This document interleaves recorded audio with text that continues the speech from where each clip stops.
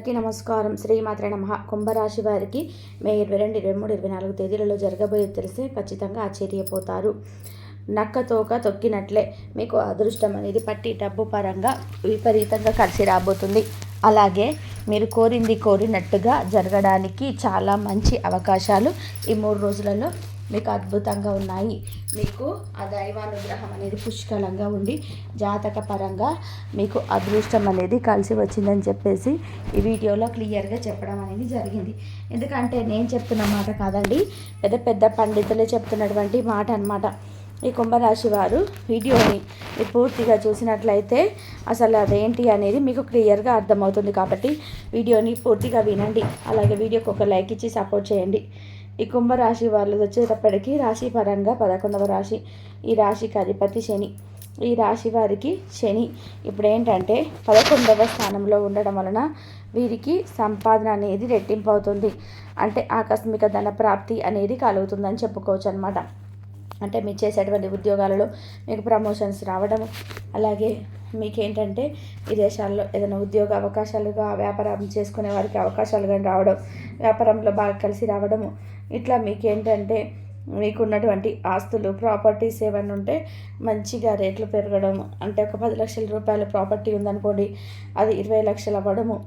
Salaries ఏవైనా 50 రూపాయలు 50,000 salary ఉంటే మీకు సడన్గా ఇంకొక 10,000 20,000 ఎక్స్ట్రా పెంచడము, ప్రమోషన్స్ రావడము, ఇట్లా మీకేంటంటే ఆకస్మిక ధన ప్రాప్తి అనేది కలుగుతుంది. అది చిన్న పని అవ్వచ్చు, పెద్ద పని అవ్వచ్చు, ఉద్యోగం, వ్యాపారం, ఆఖరికి కూలీ పని వాళ్ళకైనా సరే మీకు సంపాదన అనేది ఎక్కువగా వచ్చేటువంటి అవకాశం అనేది ఉంటుంది. అంటే ఊహించని డబ్బు అంటారు దీన్ని, ఆకస్మిక ధన ప్రాప్తి అంటారు. మీకు ఈ ఆకస్మిక ధన ప్రాప్తి అనేది పుష్కలంగా ఉంది. ఈ 3 రోజులు వచ్చేటప్పటికి ఖచ్చితంగా మీకు ఊహించిన దానికంటే కూడా ఎక్కువ డబ్బు అందడం చూసి మీరే ఆశ్చర్యపోతారు. అలాగే ఈ 3 రోజుల్లో మీకు చాలా వరకు కూడా బిజీగా ఉండేటువంటి అవకాశం కూడా ఉంది. అంటే ఉదయం లేచిన దగ్గర నుంచి రాత్రి పడుకునేంత వరకు కూడా తినడానికి కూడా ఖాళీ లేనంత బిజీగా మీరు ఉంటారని చెప్పుకోవచ్చు. కానీ మీకు 22, 23, 24 తారీఖు 3 రోజులలో కొంచెం కుటుంబంతో కలిసి ఉండే అవకాశం అనేది ఉంటుంది. కాస్త పనులని పక్కన పెట్టేసి కాస్త కుటుంబంతో గడిపేటువంటి అవకాశం ఉంటుందని చెప్పుకోవచ్చు. కానీ ఆ రోజు కూడా బిజీగా ఉంటారు. కాకపోతే ఆ రోజు మీకు ఇష్టమైనటువంటి ఆహారం వండించుకొని తినడము, కుటుంబంతో కాసేపు సంతోషంగా గడపడము, ఇలా కుటుంబానికి ప్రాధాన్యత ఇస్తారని చెప్పుకోవచ్చు. అలాగే మీకేంటంటే ఇంకా చాలా వరకు కూడా భార్యాభర్తల మధ్యలో ఉన్నటువంటి మానసిక మనస్పర్ధలు ఇలా తరచు గొడవలు పడుతూ ఉండవచ్చు.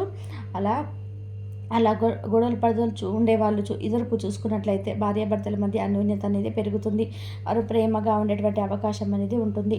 అలాగే కాకపోతే మీకేంటంటే కొన్ని చిన్న చిన్న సమస్యలు కూడా వస్తాయండి మీకు మీ రాశిపరంగా. వాటి కోసం చిన్న చిన్న పరిహారాలు లాంటివి చెప్తాను. అవి చేసుకున్నట్లయితే ఆ సమస్యల నుంచి మీరు ఈజీగా బయటపడవచ్చు. భార్యాభర్తల మధ్య గొడవలు అవ్వచ్చు, ఏదైనా డబ్బు పరంగా ఏదైనా అందాల్సినవి కొంచెం అందకుండా ఉండడము, కొంచెం ఉంటాయి కదా, అవన్నీ కూడా సరి చేసుకోవడానికి పరిహారాలు చేయండి. అలాగే మీరు 5 ముఖ్యమైనటువంటి శుభవార్తలు కూడా వినడం అనేది జరుగుతుంది అనమాట. కుంభరాశి వారు వ్యక్తిగతంగా చాలా చాలా మంచివారండి. అంటే ఎవరైనా సరే వీరికి కాస్త ప్రేమగా మాట్లాడిన, అభిమానంగా పలకరించిన వారికి ఏంటంటే పొంగిపోతారనమాట. అంటే అవతల వాళ్ళు పూర్తిగా నా మనుషులు అనేటువంటి మనస్తత్వం ఈ కుంభరాశి వాళ్ళకి ఉంటుంది. కానీ వీరి మీద ఎదుటివారికి ఎక్కువగా ఈర్ష్య ద్వేషాలు అనేటివి ఉంటాయి. అంటే నిజంగా ప్రేమ అనేది వీరికి ఎదుటివారికి ఉండదు. అలా వాళ్ళు ఏంటంటే వీరిని అవసరానికి వాడుకుందామన్న లెక్కల్లో ఆలోచిస్తూ ఉంటారనమాట. అంటే అవసరమైనంతసేపు నువ్వు నాకు ప్రాణము, నువ్వంటే ఇష్టము, నేను నమ్ముతాను, నువ్వు చెప్పినట్టుగా వింటాను, ఇది అని చెప్పేసి 100 రకాలుగా చెప్తారు.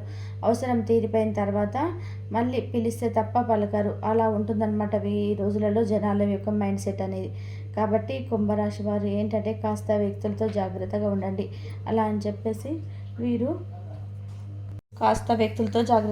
అలా అని చెప్పేసి వీరు అంటే అద్దంలో చూపించినట్టుగా ప్రత్యేకంగా ఆ భేదాభిప్రాయాలు అనేవి చూపించవద్దు. ఎందుకంటే వీరు అలా చూపించిన ఎదుటి వాళ్ళకి కోపంగా మాట్లాడినా, కోపంగా ప్రవర్తించిన వారేంటంటే మీ మీద ద్వేషం పెంచుకునేటువంటి అవకాశం అనేది ఎక్కువగా ఉంటుంది. కాబట్టి కాస్త మీరు వారితో జాగ్రత్తగా ఉండండి. మీ పని మీరు చేసుకుంటూ వెళ్ళండి.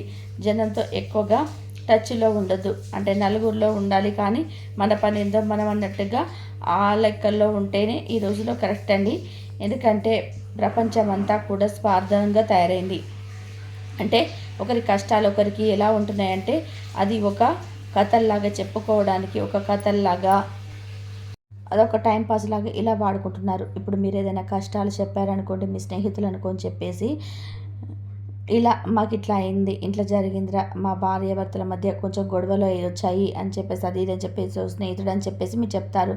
కానీ వాళ్ళు దాన్ని ఎలా వింటారు అంటే, ఇక మీ ఎదురుగా ఉన్న అలా ఎందుకు చేయమాకండి అని చెప్పేసి అలా మంచిగా చెప్తూనే మీ ఇద్దరి మధ్య ఇంకా సమస్య పెంచేటువంటిగా అలా చెప్పడం, మీరు అది వెళ్ళిపోగానే ఇంకా మీకు మిగిలిన వాళ్ళు ఒక నలుగురు కూర్చొని ఇట్లా గొడవ పెట్టుకున్నారంట, వీళ్ళకి ఇడికింతే జరగాలి, ఇలాగే ఉండాలి, వీళ్ళేమన్నా మామూలుడా, నేను అంతకు ముందులో ఒక 200 రూపాయలు అడితే ఇవ్వలేదు, వీడికి ఇలాగే ఉండాలి, అది ఇది అని చెప్పేసి వీళ్ళేంటంటే మీ బాధల్ని వారు టైంపాస్లుగా మార్చుకునేటువంటి అవకాశం అనేది ఉంటుంది.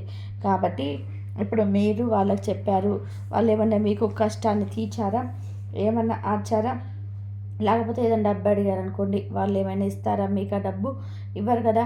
అంటే వారి వల్ల మీకు ఎటువంటి ఉపయోగము ఉండదు. అలాంటప్పుడు ఎందుకు చెప్పుకోవాలి? నవ్వుల పాలవ్వడం తప్ప వచ్చేటువంటి ప్రయోజనం ఏమీ ఉండదు. కాబట్టి ఇంకేమైనా కష్టం ఉంటే కొండంత దేవుడికి చెప్పుకోండి. ఆయన మన బాధలు ఆలకించి మనకి సమస్యలకి పరిష్కారం అనేది ఇస్తాడు. అంతేకాని ఈ మనుషులకి చెప్పుకుంటే ఏం ప్రయోజనం అండి? మనుషుల్లో ఈ రోజులలో అంటే వెనకటి రోజుల్లో నమ్మకాలు, ప్రేమలు, అభిమానాలు, ఆప్యాయతలు ఉన్నాయి. కానీ ఇప్పుడు ఈ రోజులలో మనం గమనించినట్లయితే రక్త సంబంధీకుల మధ్యనే ప్రేమ, అభిమానాలు ఉండటం లేదు. వాళ్ళే చూడలేకపోతున్నారు ఒకరినొకరు.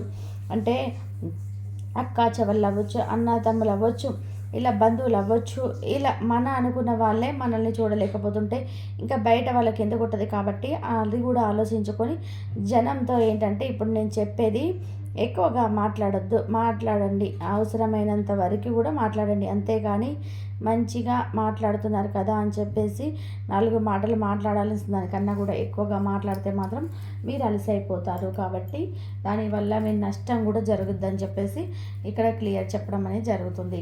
చాలా వరకు కూడా మీ అనుభవాలు మీకు పాఠాలు నేర్పిస్తాయి. కానీ మీకు తెలియని కొంతమంది ఉంటారు కదా, వాళ్ళు కూడా తెలుసుకొని జాగ్రత్త పడితే మంచిది. కాదు మేము అనుభవపూర్వకంగానే తెలుసుకుంటాము అంటారా, అది మీ ఇష్టం అనమాట. అట్లా ఈ 3 రోజులలో కొంచెం జనంతో జాగ్రత్తగా ఉండండి. తర్వాత అయినా సరే జాగ్రత్తగా ఉండండి. ఇక మీకు కష్టానికి తగినటువంటి ప్రతిఫలాన్ని మీరు ఖచ్చితంగా కూడా చూస్తారు ఈ 3 రోజులలో. అంటే చెప్పాను కదా, మీకు శని 11వ స్థానంలో ఉండటం వలన మీ కష్టానికి తగినటువంటి ప్రతిఫలం అంటే ఆకస్మిక ధన ప్రాప్తం అనేది కూడా కలుగుతుందన్నమాట. అలాగే మీకు అన్ని గ్రహాలు కూడా అనుకూలంగా ఉన్నాయి. బృహస్పతి, గురుడు, అలాగే శని గ్రహము, కుజగ్రహము ఇలా కూడా మీకు కొంచెం అనుకూలంగానే ఉన్నాయి. కాకపోతే ఇంకొంచెం అనుగ్రహం కోసం కొన్ని సమస్యలు వచ్చేటువంటి అవకాశం ఉంది. ఈ గ్రహాల్లో కూడా చిన్న కొంచెం మీరు పరిహారాలు చేసుకున్నట్లయితే అవి మీకు పూర్తిగా అనుకూలించేటువంటి సమయం అని చెప్పేసి ఇక్కడ మనం చెప్పుకోవచ్చు అనమాట. దానికోసం మీకు ఏంటంటే మీరు అంటే రావి చెట్టు ఉంటుంది కదా, రావి చెట్టు అవ్వచ్చు, మర్రి చెట్టు అవ్వచ్చు, ఆ చెట్టు దగ్గరికి వెళ్ళేసి కాస్త నల్ల నువ్వులు ప్లస్ బెల్లము ఈ 2 కలిపినటువంటి నీటిని ఒక చెంబెడు నీళ్ళు చాలండి. అందులో 1 టేబుల్ స్పూన్ నల్ల నువ్వులు, అలాగే ఒక చిన్న బెల్లం ముక్క వేసేసి అందులో కరిగిన తర్వాత ఆ నీటిని రావి చెట్టుకు పోయాలి, రావి చెట్టుకు సమర్పించాలి. అలా సమర్పించేసి కాస్త ఆ చెట్టు మొదట్లో కొంచెం పసుపు కుంకుమ పెట్టేసి ఆ చెట్టుకి అంటే దండం పెట్టేసుకొని దాని చుట్టూతా మీకు ప్రదక్షిణలు చేయడానికి అవకాశం ఉంటే 3 ప్రదక్షిణలు చేసి రండి. అలా చేయటం వల్ల ఏంటంటే మీకు ఈ గ్రహాల్లో ఉన్నటువంటి చిన్న దోషాలు ఏమైనా ఉన్నా కూడా అవి పూర్తిగా తొలగిపోయి మీకు అనుకూలంగా ఉంటాయన్నమాట. ఇంకా మీకు వచ్చేటప్పటికి గోమాతని తాకడం, గోమాతకి కాస్త అరటి పండ్లు అవ్వచ్చు, ఒక క్యారెట్ వంకాయో, ముల్లంగి ఇలాంటి ఏవో ఒకటి, టమాటాలు అవ్వచ్చు, మీకు అందుబాటులో మీకు కుదిరినప్పుడల్లా కూడా ఆవుకు కూడా ఇలాంటివి కాస్త పెడుతూ ఉండండి. మీ చేత్తో అలా పెట్టి ఆవును తాగటం వలన మీకు ఏదైనా జన్మల దోషాలు, కర్మలు ఏమన్నా ఉన్నా కూడా అవి కూడా తొలగిపోయేటువంటి అవకాశం అనేది ఉంటుంది. ఇంకా మీకు ఈ డబ్బు పరంగా ఈ 2 రోజులైతే చక్కగా చేతికి అనేది అందుతుంది. మీకు అందులో దిగులు లేదు. ఈ 3 రోజు కూడా మీకు అందుతుంది. కాకపోతే మీకు ఇంట్లో కాస్త విశ్రాంతి తీసుకునేటువంటి సమయం 3 రోజు వచ్చేసి, అలాగే కుంభరాశి వాళ్ళు భోజన ప్రియులుగా కూడా ఉంటారండి. వారికి ఇష్టమైనటువంటి ఆహారాన్ని చక్కగా వండుకొని చేసుకోవడం కానీ, ఒకవేళ కుదరకపోతే బయట నుంచి తెప్పించుకొనైనా సరే వాళ్ళు ఇష్టమైనటువంటి ఆహారాన్ని చాలా ఇష్టంగా తింటారనమాట. అందులో వీరికి నాన్ వెజ్ అంటే చాలా ఇష్టంగా తింటారని చెప్పేసుకోవచ్చు. అలాగే కాఫీ కానీ టీ కానీ చాలా ఇష్టంగా తాగుతారు. అంటే భోజన ప్రియులుగా వీరు చెప్పుకోవచ్చు. ఖచ్చితంగా తినాలి. ఎందుకంటే మనం ఇంత కష్టపడినా కానీ కనీసం మనము కడుపుకు తిన్నదే మనకి ప్రాప్తం అన్నమాట. అది కూడా లేకుండా చేయడం అనేది వృధానండి. కాబట్టి ఖచ్చితంగా తినాల్సిందే. మీరు ఆరోగ్యం మీద దృష్టి ఉంచుకోవాలి. ఈ కుంభరాశి వారిలో కొంచెం అంటే దూర ప్రయాణాలు ఎక్కువ ఏమైనా ఉంటే మీరు ఈ 2 రోజులలో కొంచెం అంటే ఈ టైంలలో కొంచెం అటు ఇటు వెళ్ళడానికి కొంచెం మంచిది కాదు. కాబట్టి ఏదైనా తప్పదు అనుకుంటే వెళ్ళండి, లేకపోతే మానుకోండి, తర్వాత వెళ్ళండి, అలా చేయండి. అలాగే ఈ కుంభరాశి వారిలో ఎవరైతే అంటే ప్రేమికుల పరంగా ఉన్నారో వారికి కూడా అనుకినులు ఇచ్చే సమయము వీరిలో వచ్చేటప్పటికి తల్లి తరపున ఆస్తులు అవ్వచ్చు, తండ్రి తరపున ఆస్తులు ఏదైనా కోర్టు కేసుల్లో వాయిదాలు ఉంటే అవి వీరికి అనుకూలంగా వచ్చేటువంటి అవకాశం ఉందని చెప్పుకోవచ్చు. ఇది మొదటి శుభవార్త. రెండవ శుభవార్త వచ్చేటప్పటికి ఏంటంటే ఈ కుంభరాశి వాళ్ళు ఎవరైతే ఉన్నారో వారికి కొత్తగా గృహ నిర్మాణం చేసేటువంటి అవకాశం అనేది ఉంది. కొత్తగా ఇల్లు అనేది కట్టుకుంటారు, లేకపోతే ఒక భూమో, ఒక ఫ్లాట్, ఒక అపార్ట్మెంట్ ఏదో ఒకటి వీరి చేతుల మీదుగా కొనుగోలు చేసుకునేటువంటి అవకాశం అయితే ఉంటుంది. ఇది రెండవ శుభవార్త. మూడో శుభవార్త ఏంటంటే వీరికి శత్రువులుగా ఎవరైతే ఉండి వీరిని ఇబ్బంది పెడుతున్నారో వారు వీరికి మిత్రులుగా మారేటువంటి అవకాశం అనేది ఉందని చెప్పేసి ఇక్కడ మనం క్లియర్గా చెప్పుకోవచ్చు. నాలుగో శుభవార్త ఏమిటంటే విదేశీ ప్రయాణాల కోసం ఎంతగా ఎదురు చూస్తున్నారో కుంభరాశి వ్యక్తులకు. అలా అంటే ఒక ఉద్యోగపరంగా వెళ్ళి అక్కడ సెటిల్ అయ్యి బాగా సంపాదించుకోవడానికి, వ్యాపారం ఏదైనా చేయడం కోసం అవ్వచ్చు, స్టడీస్ కోసం అవ్వచ్చు, ఇట్లా ఏదైనా ఉంటే అక్కడ అనుకూలించేటువంటి సమయం అని చెప్పుకోవచ్చు అనమాట. అంటే విదేశీ ప్రయాణం యొక్క ప్రాప్తి అనేది ఉంది. నెంబర్ 5 వచ్చేటప్పటికి ఏంటంటే ఈ కుంభరాశి వ్యక్తులలో ఎవరైతే వివాహాలు కాస్త ఆలస్యమని చెప్పేసి ఎదురు చూస్తూ ఉన్నారో ఎప్పటి నుంచో, అలాంటి వారికి చక్కగా వారికి ఇష్టమైనటువంటి వ్యక్తులతో వివాహం జరిగేటువంటి అదృష్టం ఉందని చెప్పేసి మనకి ఇక్కడ క్లియర్గా చెప్పడం అనేది జరిగింది. కాబట్టి ఇంకా కుంభరాశి వారికి ఈ 3 రోజులలో ఈ 5 చెప్పినటువంటి శుభవార్తలు వినేటువంటి అవకాశం అనేది 100% కూడా ఉంది. అలాగే మీరేంటంటే కాస్త అనారోగ్య సమస్యలతో ఇబ్బంది పడేటువంటి అవకాశం అనేది ఉంది. అంటే మీకు తరచుగా గ్యాస్ ప్రాబ్లమ్స్ కానీ, గుండెల్లో నొప్పి, ఒక టెన్షన్ లాగా, ఒక బీపీ లాగా, కాస్త ఎక్కువగా భయపడిపోవడము, ఓవర్గా థింకింగ్, ఇలాంటి ప్రాబ్లమ్స్ అనేటివి కొంచెం ఎక్కువగా ఉంటున్నాయి. కాబట్టి మీరు మీ ఆరోగ్యం మీద కూడా దృష్టి అనేది ఉంచుకోవాలి. ఎందుకంటే దైవ అనుగ్రహం అనేది మీ రాశి వీరిగా పుష్కలంగా ఉంది. మీకు ఇక ఇప్పుడు కూడా మీకు అంతా కూడా మంచి సమయం అని చెప్పుకోవచ్చు. కాబట్టి మీరు కోరినట్టుగా ఏదైతే మీకు ఇన్నాళ్ళ నుంచి కష్టపడ్డారో మీ కష్టాలన్నీ కూడా తీరిపోయేటువంటి సమయం అని చెప్పుకోవచ్చు అనమాట. కాబట్టి మీరు ఇంక గతంతో పోల్చుకుంటే డబ్బు పరంగా మీకు అన్ని కష్టాలు కూడా పోయినాయండి. మీకు అంటే ఇందులో కోటేశ్వర్లు కూడా ఉంటారు, కోట్లు సంపాదించే వాళ్ళు ఉంటారు. అలాగే మొన్నటిదాకా కనీసం చిన్న చిన్న అవసరాలు కూడా డబ్బు లేక కుటుంబంలో ఎన్నో రకాలైనటువంటి సమస్యలతో, అప్పులతో ఇబ్బంది పడ్డ వాళ్ళు కూడా ఆ అప్పులన్నీ కూడా తీరి మీరు ఒకరికి అప్పిచ్చే స్థాయికి ఎదుగుతారని చెప్పుకోవచ్చు.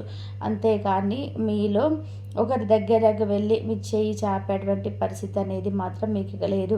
ఎందుకంటే మీ సుడి తిరిగింది, మీకు అదృష్టం అనేది కలిగింది, దైవానుగ్రహం అనేది మీ రాశి పరంగా పుష్కలంగా కలిగింది. కాబట్టి మీకు ఇప్పటి నుంచి మట్టిని పట్టుకున్నా కూడా బంగారం అవుతుంది. మీ చేతి నిండా కూడా డబ్బు అనేది ఉంటుంది. కానీ ఏదైనా సరే మనకి మంచి ఎక్కువ జరిగేటప్పుడు జాగ్రత్త అనేది ఉండాలి. నలుగురు మనుషులతోటి అలాగే కాలంతో కూడా జాగ్రత్తగా ఉండాలి. కాబట్టి జనానికి ఎవరైనా డబ్బులు వస్తున్నాయని చెప్పేసి అధిక ఖర్చు చేయడము, అతిగా సంతోషపడిపోవడం ఇలాంటివి చేయొద్దు. నరదిష్టి కూడా చాలా ఎక్కువగా ఉంటుంది మీ మీద. కాబట్టి ఆ నరదిష్టి కోసం కూడా మీరు సోమవారం పూట శివాలయానికి వెళ్ళండి.